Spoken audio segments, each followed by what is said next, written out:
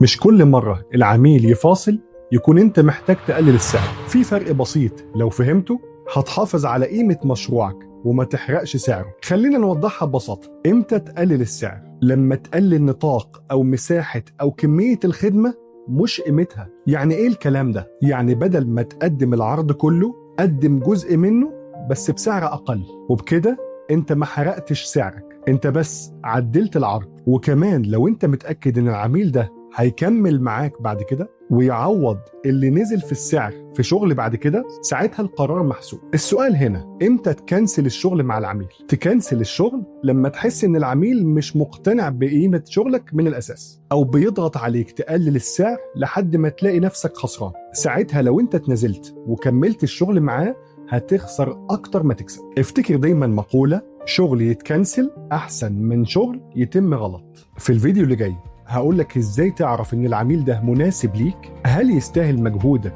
ولا لا، من اول المكالمة. انا احمد طلبة، ولو المواقف دي بتقابلك كتير تابعني، علشان في الحلقات الجاية هقول لك ازاي تكون صاحب قرار صح. بالتوفيق.